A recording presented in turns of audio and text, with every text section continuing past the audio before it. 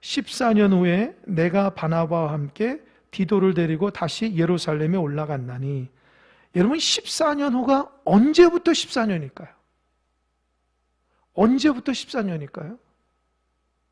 한번 맞춰보세요. 틀려도 되니까. 사도 바울이 14년 후에 내가 바나바와 디도를 데리고 예루살렘에 올라갔다는 거예요. 왜 갑자기 14년을 얘기할까요? 언제로부터 14년? 예루살렘으로 떠난 지. 그것도 맞지만 정확하게 얘기하자면은 사도 바울이 다메섹 도상에서 예수를 만나고 14년이 지났다는 거예요. 그러니까 뭐예요? 나 예수 믿은 지 14년이야. 이런 얘기합니다. 여러분 예수 믿은 지 몇 년 되셨죠? 혹시 생각은 나십니까? 언제 그 교회 다니신지? 전사님은 언제부터 교회 다니셨어요? 만만하니까 전사님한테 물어봐야지. 예? 예? 몰라? 몇 살 때부터 다니신 것 같아요? 예? 20살요? 20살요. 예. 지금 40살 정도 되나요?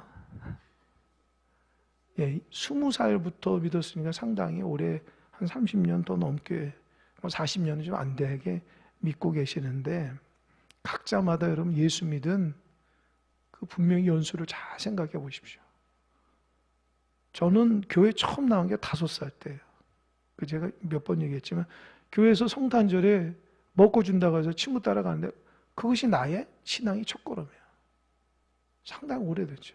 제가 그 5살 때 교회 다닐 때에 우리 집이 교회를 믿질 않았거든요.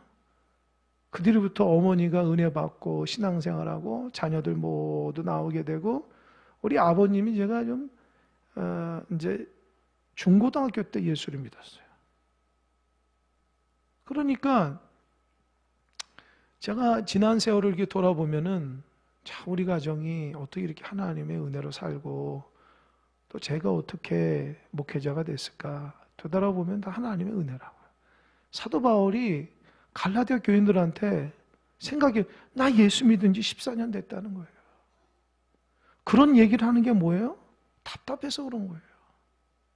너희들 어떻게 그 귀한 예수를 소중하게 여기지 다른 것에 넘어가지 말라는 거예요. 여러분 사도 바울이 나중에 한번 찾아보세요. 사도 바울이 연대표라고 그래가지고 사도 바울이 언제 AD 5년에 태어나요. 그리고 그 다메섹 도상에서 예수를 만난 지가 이 자료를 보면 28살에서 29살이에요. 되게 젊은 나이에 만났어요. 예수님을 다메섹 도상에서. 그리고 변화돼서 이제 그 뒤부터 탁 하는데, 여러분 다메섹 도상에서 아주 강렬하게 예수를 탁 만났어도 바로 하나님의 사역을 하지 않아요. 우리가 아는 것처럼 다메섹에서 만나가지고 두 눈이 감겨가지고 하나님의 두 눈이 탁 뜨고 나서 이 사도 바울이 하나님인들을 아라비아 광야로 가서 3년 동안 철저하게 은둔하며 하나님과 영적 교제가 있습니다. 참 그 시간이 참 귀한 시간이에요. 그러니까 하나님 앞에 은밀한 시간으로 기도하고 말씀 보며 하나님과 교제. 그래서 앞에도 나왔지만 1장 11절에 내가 오직 예수 그리스도로 말미암다고 그랬어요. 내가 누구한테 배운 것도 아니고 예수 그리스도의 계시로 말미암았다는 것은 아라비아 광야에서의 3년 동안의 그 시간이 너무 귀한 시간이에요. 그러니까 사도 바울이 3년 동안 있다가 다시 돌아와서 복음을 전하다가 어려움을 만나요. 그래서 어딜 가냐면 자기 고향 다소로 가거든요. 다소라는 곳에서 몇 년 갔냐면 거의 넓게 얘기하면 10년 동안 있어요. 그러니까 여러분, 우리가 아는 사도 바울은요, 예수 탁 믿고 그냥 갑자기 강렬하게 믿고 가자마자 막 복음을 전해 능력 아니라는 거예요, 여러분. 28살에 예수를 만나서 하나님 앞에 3년 동안 철저하게 운둔하며 하나님 말씀과 기도 가운데 훈련받다가 다시 복음을 전하다가 어려우니까 자기 고향에서 거의 10년 동안 하나님 말씀 앞에 순종하고 하나님의 뜻대로 그러니까 여러분 10년이라는 세월을 한번 생각해 보세요. 여러분 길리기아 다소는 뭐가 많냐면은 그 염소털로 만든 그 장막을 치는 게 아주 그 발달했다고 그래요. 그래서 사도 바울이 이 장막 치는 그런 기술이 있잖아요. 그거를 배웠어요. 그러니까 생각해 보세요. 사도 바울은 10년 동안 장막 치는 일을 하면서도 그가 하나님의 앞에 받은 그 소명과 사명을 잃어버리지 않았다는 거예요. 저는 말씀을 준비하다가 이 부분에 굉장히 감동을 받아요. 사도 바울도 예수를 그렇게 강전히 만났으면 뭔가 변화가 일어나고 뭔가 금방 사역할 것 같잖아요. 근데 하나님은 금방 쓰질 않아요.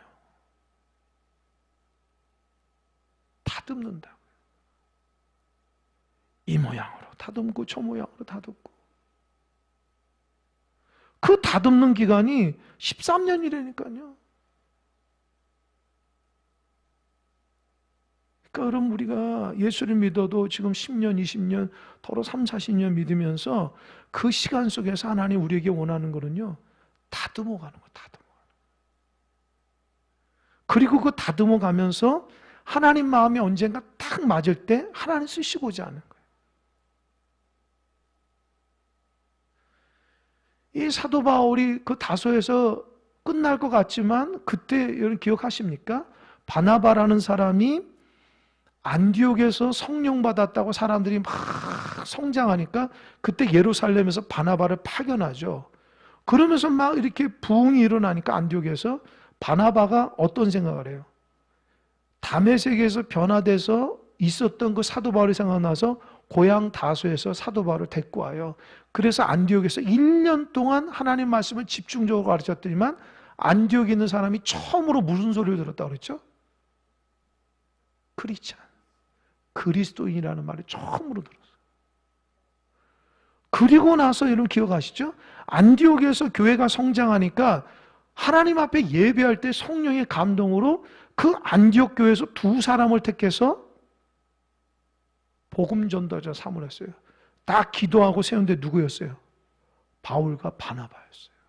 가장 믿음 좋은 사람 2사람을 딱 뽑았어요. 그 뒤부터 사도 바울의 인생이 시작되는 거예요. 그러니까 예수 믿고 훈련을 한 10년이 넘도록 훈련받다가 하나님이 정한 때가 탁 되니까 그냥 한 지역에서 교회를 섬기는 일꾼이 아니라 전 세계 돌아다니면서 복음을 전하는 하나님의 일꾼으로 강렬하게 쓰게 한 거예요. 그러니까 여러분 하나님의 정한 때가 되면은 하나님이 우리를 쓰신 줄 믿으시기 바랍니다. 그래서 우리 교회도 이렇게 큰 교회가 아니지만 하나님의 때에 하나님께서 쓰시고자 하는 교회가 되도록 준비하는 기간이라 생각해요. 할렐루야. 그 시간을 소중하게 여겨야 돼요. 소중하게 여겨야 돼요. 그리고 목회자인 저나 우리 성도님들 각자마다 사도 바울이 아라비아 광야에서 주님과 영적인 교제를 하고 그 고향 다수에서 직장 자기 일을 하면서도 그 소명을 잃어버리지 않았던 그 신앙을 계속 유지해야 돼요. 그 사도 바울이 내가 14년 후에 보세요. 이제 다시 예루살렘에 올라왔다는 것은 이게 1차, 2차, 3차 중에 3차입니다. 이 3차는 뭐냐면은 이 이방인에게 복음을 전했는데 유대인들이 하는 말이 야 이방인들도 할례해야 된다 그런 논쟁이 붙어가지고 사도 바울이 예루살렘 교회에 질문하러 간 거예요. 이방인들에게 할례가 필요합니까? 구원받는데. 지금 그 얘기 1절. 그래서 다시 읽어볼게요. 14년 후에 내가 바나바와 함께 디도를 데리고 다시 예루살렘에 올라갔나니. 근데 여러분 이 바나바와 디도가 나오죠. 사도 바울이. 이 바나바는 유대인이에요. 디도는 헬라인이에요. 그러면 보세요. 유대인은 할례를 받은 사람이고 디도는 할례를 받지 않은 사람. 둘 다 공통점은 뭐예요? 예수 믿은 사람이에요. 그러니까 사도 바울이 왜 바나바와 디도를 데리고 간지 아세요? 똑같이 예수 믿는 사람이라는 거예요. 한 사람은 할례 받은 유대인이지만 디도는 할례 받지 않은 이방인이지만 저렇게 예수 잘 믿는 거 보시라는 거예요.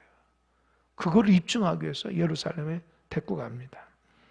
그리고 2절 보니까 계시를 따라 올라가 내가 이방 가운데서 전파하는 복음을 그들에게 제시하되 유력한 자들에게 사사로이 한 것은 내가 다름질하는 것이나 다름질한 것이 헛되지 않게 하려 함이라. 여러분, 사도 바울이 2절 초반절에 무엇 때문에 올라갔어요? 그렇죠, 계시요. 그러니까 예루살렘 교회 사도들이 일로 와라 한 게 아니라 사도 바울 마음속에 이방인들이 복음을 저렇게 듣고 변화되는데 왜 유대인들은 와가지고 할례를 행하고 율법을 해야 한다고 자꾸 그렇게 하냐는 거예요. 그러니까 기도하다가 마음속에 이러다가는 이방인 전체가 예수로 돌아왔지만 또 율법과 할례를 해야 되는 것은 온전한 복음이 아닌 것을 큰일 났다 생각하니까 안 되겠다.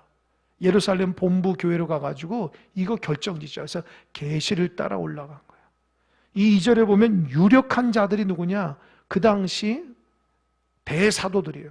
베드로, 요한, 야고보 이런 대사도들에게 질문하러 간 거예요. 그런데 그렇게 한 것이 다름질한 것이 헛되지 않게. 사도 바울이 지금 하나님 은혜 가운데 1차 가고 2차 갔거든요.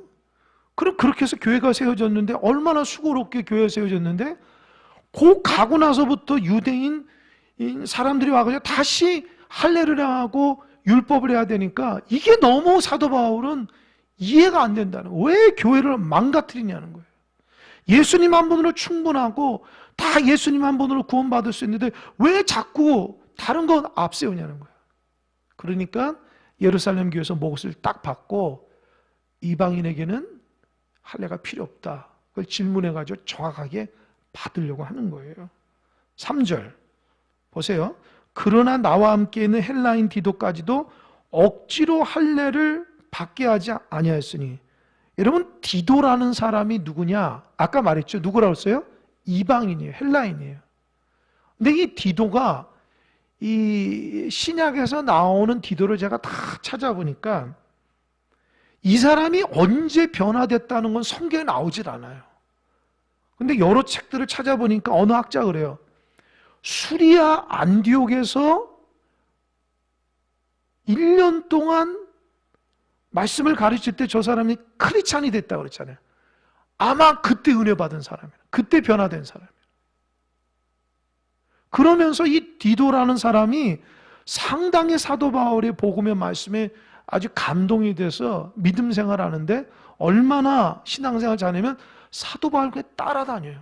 그래서 오늘 본문의 말씀처럼 예루살렘도 같이 오고 나중에 그 고린도 전후서에 보면은 사도 바울이 고린도 교회가 문제가 있으니까 누굴 보내냐? 디도를 보내요. 야, 너 가서 저 교회 어지러우니까 네가 좀 잘 신앙적으로 권면. 그러니까 교회를 맡길 정도로 디도가 굉장히 믿음이 성장한 사람이에요. 그것도 어디냐면은 이 그레데 섬이라는 거죠. 그레데 섬. 그레데 섬에 있는 교회도 사도 바울이 디도를 보내서 거기 교회를 세우고 목회를 하고 거기 있는 성도들을 지도합니다. 그러니까 이 디도라는 사람은 어디에서 예수 믿은지 성경에 나오지 않지만 사도 바울의 참 아들이라고 디도서에 나와요. 디도서. 여러분 디도서 알죠? 그 디도예요. 상당히 변화되고 새로워져 가지고 아주 자부심이 있는데 예루살렘 딱 갔다 가니까 사람들이 하는 말이 아니 저 헬라인이 예수 믿었으면 할례를 해야지. 자꾸 그렇게 하는 거야. 근데 사도 바울은 안 합니다. 예수님 한 분으로 됐습니다. 라고 억지로 자꾸 할례를 해야 되니까 그게 얼마나 스트레스예요. 디도가 같이 가면 사람들이 얼굴색이나 그거 보면은 타인적인 거 알잖아요. 그럼 저 사람 할례 했어? 자꾸 물어보는데 아니요, 할례 안 했습니다. 그래도 예수 믿고 변화된 사람이다. 계속 그렇게 했다는 거예요. 이게 사도 바울에게는 굉장히 스트레스 받는 일이지만 하나님의 복음을 위해서 이 디도라는 사람이 할례를 했잖아요. 그러면 공식적으로 모든 이방인들은 다 할례해야 돼요. 이해가 되시죠? 이 디도라는 사람 할례를 끝까지 안 한 이유가 뭔지 아세요? 전 이방인들이 예수 믿은 사람들에게 할례하지 않게끔 끝까지 복음을 붙잡고 나간 거예요.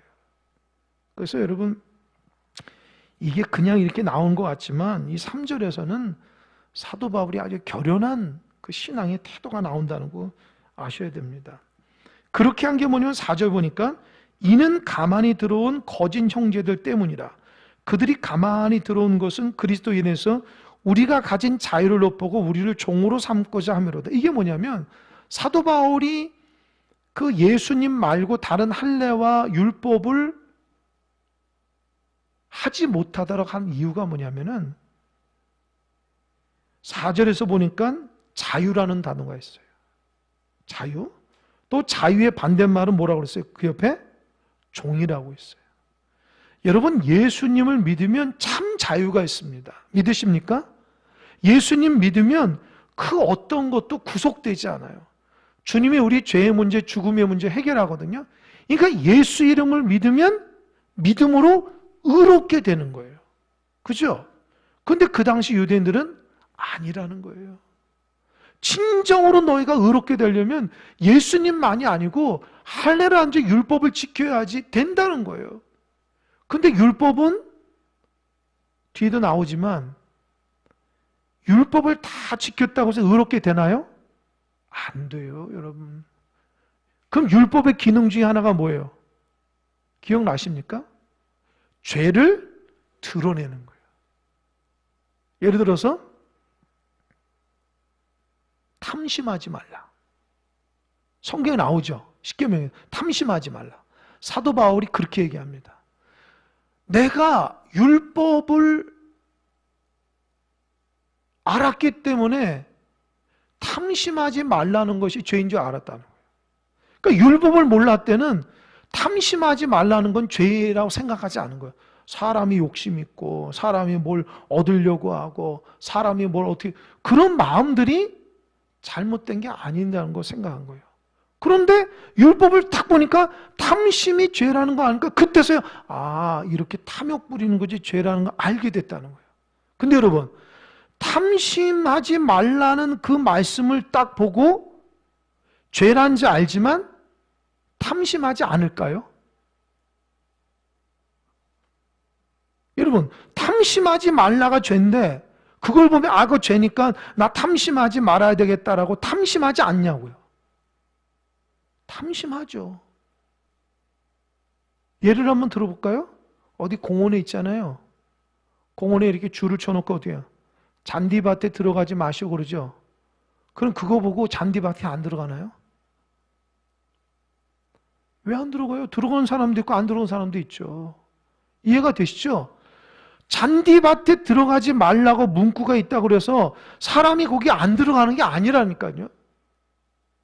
똑같이 탐심하지 말라는 문구를 딱 보면서 이게 죄라고 느끼면서도 탐심하는 마음이 계속 일어나는 거예요. 그러니까 율법으로는 우리를 의롭게 할 수 없다는 거예요. 그게 사도 바울이 깨달은 거예요. 그럼 뭘로 깨달아요? 뭘로 의롭게 돼요? 예수 그리스도가 나의 죄를 위해서 십자가에 달려 죽어 돌아가셨다는 것을 믿으면 내 안에는 죄의 소욕이 죽어나는 거예요. 할렐루야. 그때서야 내가 죄를 짓지 않는다는 거예요. 이해가 되십니까? 여러분, 이 말이 좀 어려워요. 여러분 눈치 보니까 좀 이해가 안 되시는 분들도 있는데 잘 들으십시오. 내가 죄라는 것을 알잖아요. 거짓말하지 말아라. 이것도 죄잖아요. 근데 죄라는 거 알면서도 나도 모르게 거짓말하잖아요. 이것도 큰일 났다, 거짓말했다 느끼지만 거짓말을 계속해요. 죄책감이 들어요. 미워하지 말라, 시기하지 말라, 질투하지 말라. 그거 죄라는 거 알잖아요. 근데 자꾸 마음속에 미움과 시기의 질투가 일어나. 그럼 어떻게 해? 율법에는 그거 하지 말라고 죄라고 했는데 내 마음속에 자꾸 일어나. 그럼 그게 어떻게 해요? 그런 율법 조항이 나를 정결케 하는 게 아니에요. 그래서 사도 바울이 깨달았어요. 예수님이 나의 모든 죄를 십자가에서 대신 죽어짐으로 예수님의 피의 공로를 의지하는 자에게 내 죄가 사라지고 더 이상 내 죄가 나를 다스리지 않고 내 안에 누가 계셔요? 예수 그리스도가 있어서 죄를 다스리는 거. 할렐루야. 그 율법을 지켜서가 아니라 예수를 믿음으로 내 안에서 내 삶의 주인이 됐기 때문에 내 안에서 죄의 작동을 물리쳐주는 게 예수 그리스도의 그 십자가의 보혈이라는 거예요. 할렐루야. 이게 믿음입니다. 여러분 이거 몰랐으면요 신앙 헛생활한 거예요. 그동안 헛수고한 거예요. 이게 신앙이 원래 내 안에서 죄가 끊임없이 일어나잖아요. 근데 그 죄를 내 노력으로 안 되는데 우리는 자꾸 율법으로 그거 하지 말아야지 하지 말아야지. 여러분 구약에서 그거를 깨달은 사람이 있어요. 자기의 다짐이나 율법 조항으로 안 된다는 거. 누가 깨달은지 아십니까? 내가 여러 번 얘기했는데 다윗이요. 다윗이 간음한 게 죄라는 거 알면서도 자기도 모르게 간음을 하잖아요. 그 간음한 거를 어떻게 해요? 가리기 위해서 살인죄까지 짓잖아요. 그러니까 다윗이 자기가 그런 죄를 지으면서도 되게 놀랬다고요. 근데 모르잖아. 당사자만 알기 때문에. 근데 어느 날 나단 선지자가 와가지고 다윗에게 당신 간음죄를 졌죠. 딱 지적하니까 그때서야 하나님이 보고 있었다 알게 돼요. 그리고 다윗이 하나님께 회개할 때 어떻게 회개해요? 하나님 나 잘못했어요. 한 번만 용서해요. 다시는 간음죄 지지 않고 살인죄 지지 않겠어요. 그렇게 하나요? 안 그래요. 뭐라고 그랬어요? 내 안에 정한 마음을 창조하시고 내 안에 정직한 영을 부어달라고 그래요. 그 말은 뭐예요? 죄를 내가 다스리지 못한다는 거예요. 그게 시편 51편이에요. 여러분 계속해서 넘어지는 사람 잘 들으세요. 자기의 노력과 헌신으로 절대 고쳐지지 않아요.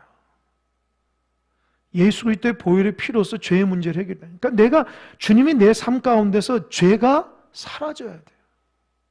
주님이 내 안에서 죄를 다스려줘야 돼요. 내 의지대로 안 된다고요.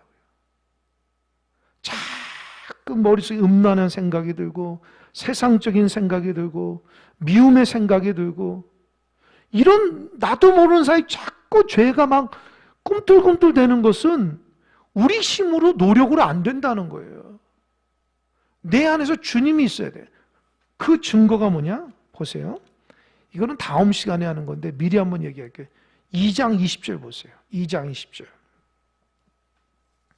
2장 20절 우리 잘 아는 성경 구절입니다. 함께 읽겠습니다. 시작. 내가 그리스도와 함께 십자가에 못 박혔나니 그런즉 이제는 내가 사는 것이 아니요 오직 내 안에 그리스도께서 사시는 것이라. 이제 내가 육체 가운데 사는 것을 나를 사랑하사 나를 위하여 자기 자신을 버리신 하나님의 아들을 믿는 어디 안에서요? 그래요. 예수를 믿는 믿음 안에서 살기 때문에 나의 소욕이 내 마음대로 되지 않고 주님께서 나를 탁 붙들어 주는 거예요. 할렐루야. 이게 신앙이에요.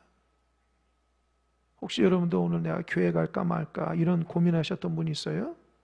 주님이 가라고 얘기하셨기 때문에 오는 거예요. 뭘 결정을 탁 할 때에 나도 모르는 사이에 죄의 결정을 할 때가 있어요. 그때 내 안에서 예수님이 야, 너 죽었어. 내가 너 삶의 주인이야. 너는 나 믿으면서 살아가야 돼. 그래야지 예수 그리스도의 보혈로 내가 너를 다스려. 지금 그 말이에요. 그러니까 사도 바울이 이 진리를 아는데 아니 예수 믿으면 충분한데 다시 율법을 지키라고? 다시 죄지으라고? 날마다 죄책감에 시달리라고요?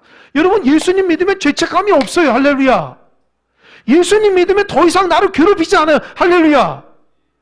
예수님 안 보면 된다. 왜 죄책감에 시달리고 넘어지고 쓰러지냐고요. 그게 예수님 믿는 거예요? 그건 예수를 믿는 게 아니에요. 그건 율법을 믿는 거고 할례를 믿는 거예요. 진짜 예수를 믿는 사람은요 죄책감에 시달리지 않아요. 죄가 떨어져 나간 거예요. 내 안에 주님이 살고 있는데요. 내 안에 주님이 살고 있는데 주님이 내가 죄 짓는 걸 용납해요? 날마다 죄책감 느끼면서 사는 걸 용납해요? 용납 안 해요. 너는 귀한 아들이야. 넌 귀한 딸이야. 나는 너가 기쁨과 평강으로 하루하루 살기를 원해. 내가 너에게 주신 그 은혜 붙들고 감사하면서 주님이 그런 얘기를 하는데 내 안에서 끊임없이 죄책감이 일어나고 갈등이 일어나고 고통이 일어나는 거.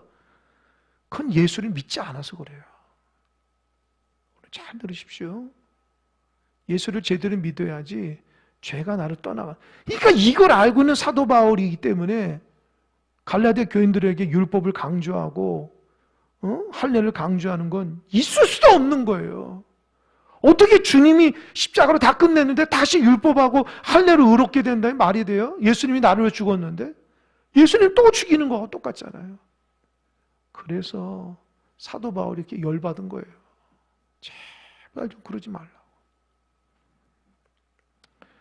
11절 그들에게 우리가 한시도 복종하지 아니했으니 이는 복음의 진리가 항상 너희 가운데 있게 하려 함이라. 지금 제가 강조한 거. 그 예수님 말고 다른 거 자꾸 덧붙이지 말라는 거예요. 절대로 덧붙이. 그래서 복종하지 않고 어떻게 해요? 복음의 진리를 항상 너희 가운데 있으라는 거예요. 여러분 이런 신앙이 우리 안에 있길 바랍니다. 다른 거 의지하지 마세요. 제가 월요일 날 그 세미나 가가지고 다른 것보다도 제 마음속에 가장 이렇게 마음에 감동을 받은 말씀을 해주시는 목사님 계셔요. 그 목사님이 용인에 개척을 해서 이제 교회를 이제 반듯하게 세워서 목회를 하는데 그 목사님도 많이 고생을 하셨더라고요. 그래서 허허벌판에서 교회를 다 건축하고 이렇게 해서 하셨는데 그분이 목회하면서 자기에게 은혜 받은 얘기를 하는데 그분이 그래요. 새벽 기도 때에 어느 남자분이 이렇게 연세 많으신 분이 새벽 기도에 늘 오신다는 거예요. 그래서 참 저분은 참 신앙이 좋은가 보다 라고 했는데 알고 보니까 그분이 누구냐면 용인의 향상교회 원로 목사님인 정주채 목사님이라고 고신 측에서는 굉장히 유명한 목사님이에요. 자기는 그러니까 우리는 통합 측이니까 모르죠. 그 목사님 누군지. 근데 한결같이 항상 나와서 열심히 새벽 기도하는데 어느 날은 그분이 이제 그 목사님한테 그래요. 아이고 목사님 수고한다고 새벽마다 고생한다고 제가 식사 좀 대접하고 싶다고 딱 만났더니만 자기가 향상교회 원로 목사 누구라고 이제 얘기를 하는 거예요. 그래서 아유 고생한다고. 그래서 자기 얘기를 저런 이제 목회 얘기를 이제 얘기하면서 자기는 새벽에 항상 나가서 자기가 목회했던 그 교인들을 위해서 기도한다는 거예요. 근데 그 얘기를 저한테 해주는데 제가 만약에 목회를 그만두고 은퇴를 한다면은 내가 새벽 기도를 그 정주채 목사님처럼 꾸준하게 나와서 내가 섬겼던 교회를 위해서 저렇게 열심히 기도할 수 있을까? 솔직히 저는 장담 못하겠더라고요. 여러분 어떠십니까? 사역자로 다 목회자로 있을 때는 그래도 책임감이 있어서 죽기 살기라도 해야 될 거 아니에요. 하나님 사명 맡기고 교인들 신앙생활 보여주기 위해서 잘하기 위해서.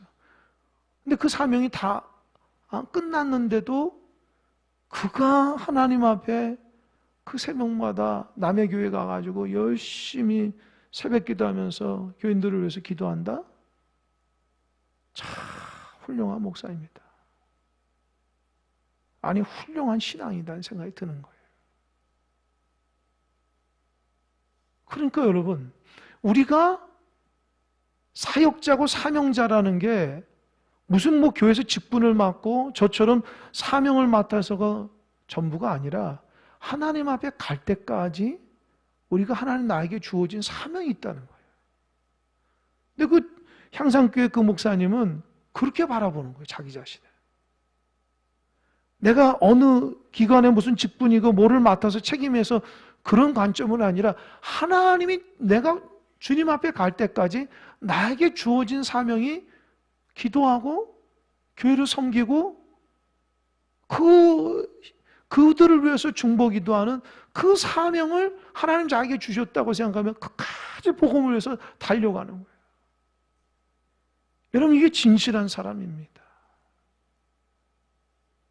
누가 보는 것도 아닌데도 자기가 그 복음을 위해서, 교회를 위해서 그렇게 눈물을 흘려 기도하는 그 종의 기도 하나님 응답하지 않겠냐는 거죠.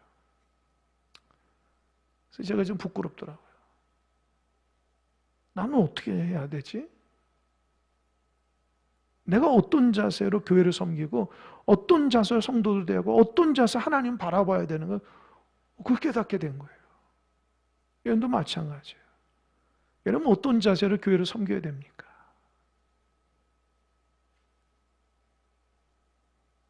어떤 마음으로 교회를 섬겨야 되냐고요. 하나님을 인식하면서 신앙생활 하십니까, 여러분? 나에게 준 직분이 그 하나님으로부터 나오고 그 죽을 때까지 하나님 나에게 주시는 교회를 섬기라고 주신 그 사명이라는 거 잊어서는 안 돼요.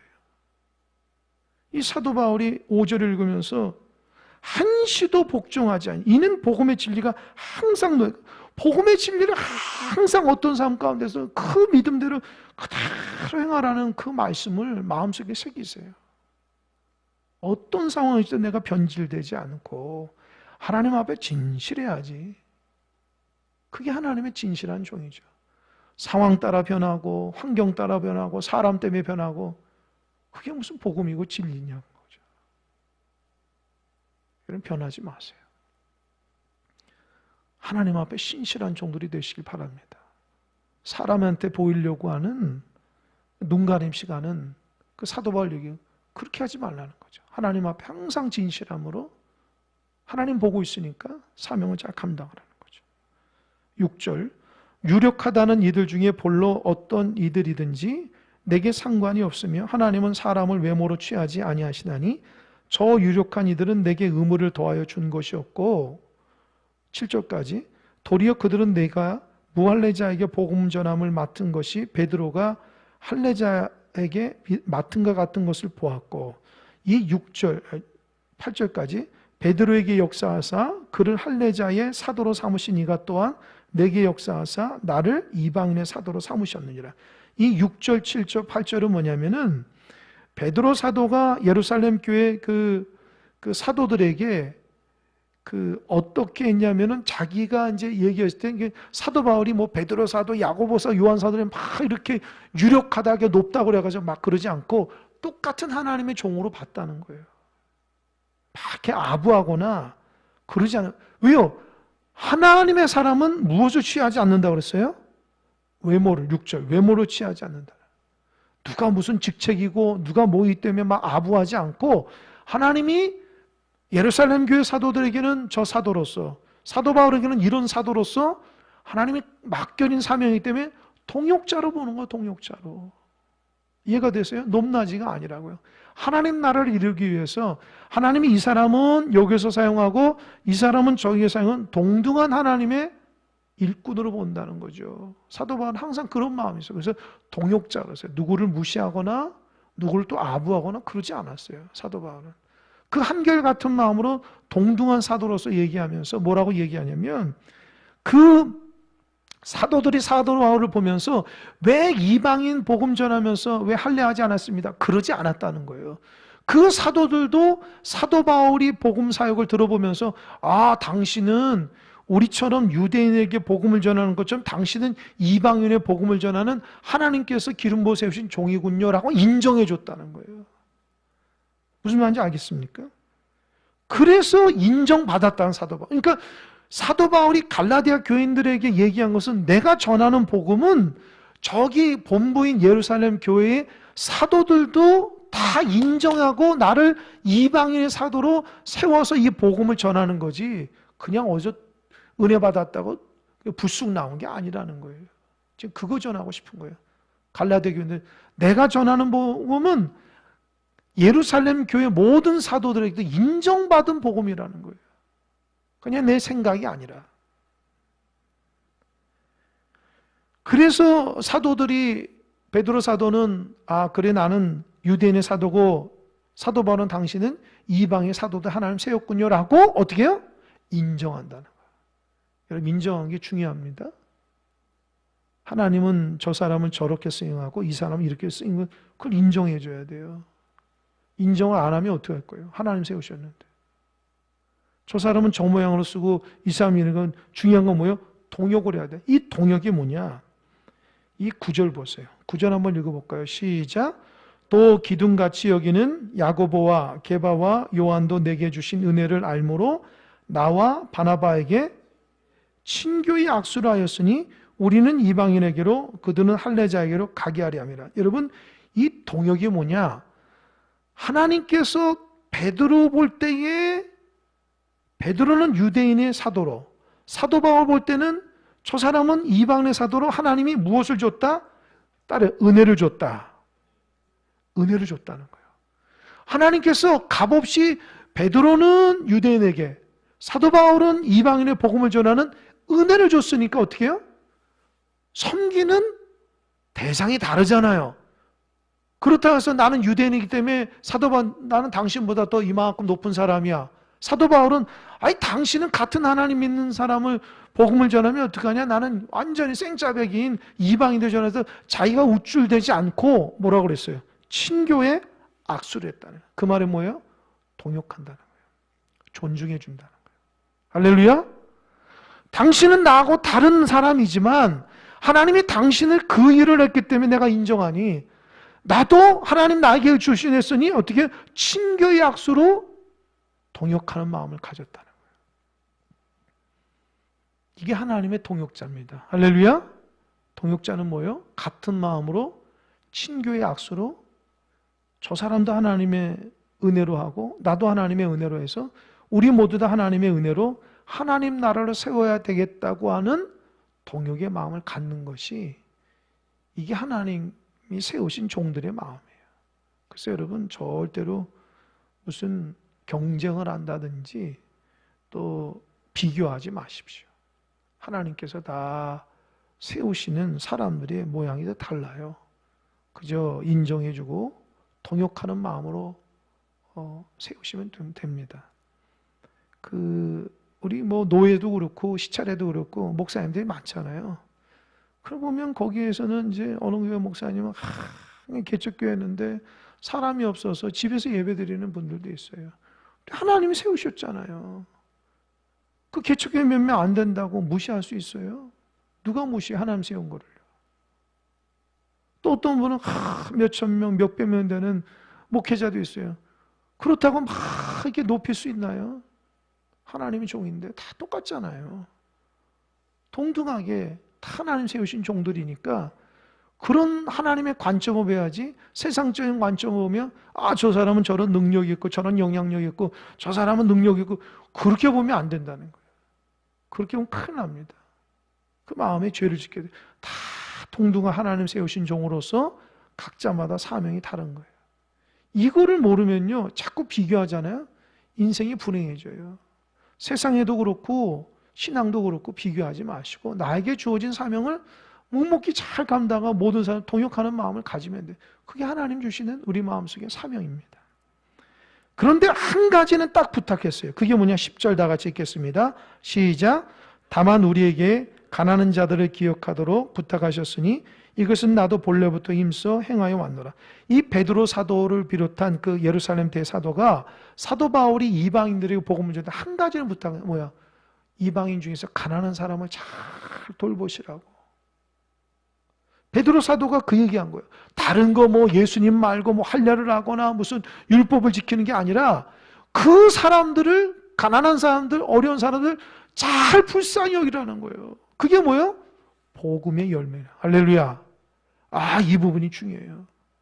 그냥 전하는 것만 중요한 게 아니고 반드시 전했을 때에 그 사람들을 가난한 사람을 돌보라는 거예요. 연약한 사람을 돌보라는 거예요. 사도 바울은 나는 이거 복음을 들을 때부터 원래부터 알고 있다는 말이라고 얘기하잖아요. 그러니까 정말 복음대로 살아가는 사람들은요 긍휼과 사랑의 마음이 있어야 돼요.